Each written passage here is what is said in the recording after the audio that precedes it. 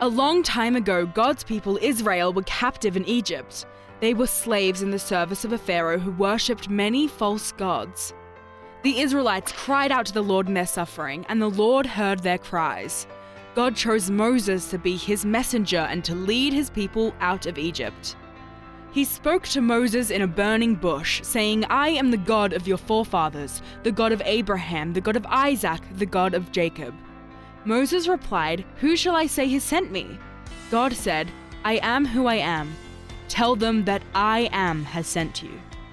God reveals himself as the one true and living God who hears the cry of his people and will deliver them out of slavery into the promised land.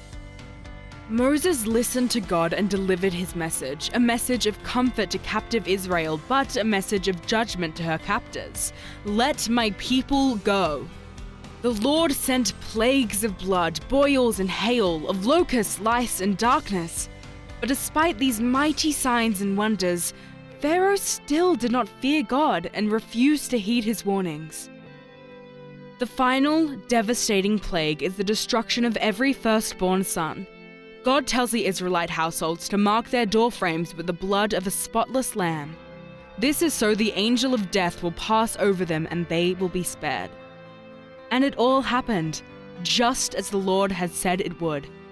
The Israelites leave Egypt triumphant, praising the Lord and his servant Moses. Guided by pillars of cloud and fire, they cross the Red Sea and start their journey to the promised land. And so, Israel was liberated from slavery. But it soon becomes clear that they have a deeper problem. Their hearts are prone to wander and to find comfort in things other than the true and living God. They wander in the wilderness for 40 years, and many of them do not see God's promises fulfilled. Many generations later, Israel is once again captive to a foreign power, Rome. Spiritually, they remain captive to sin, death, and Satan.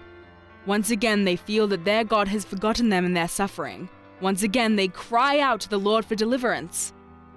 And so, God sends his Son, Jesus of Nazareth, and this man teaches and acts with an authority unlike any other.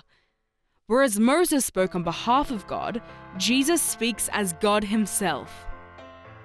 The disciple John records that on numerous occasions, Jesus called himself by the very name that God revealed to Moses in the burning bush. I am. I am the bread of life. I am the light of the world. I am the door. I am the good shepherd. I am the true vine. I am the resurrection and the life. I am the way, the truth, and the life.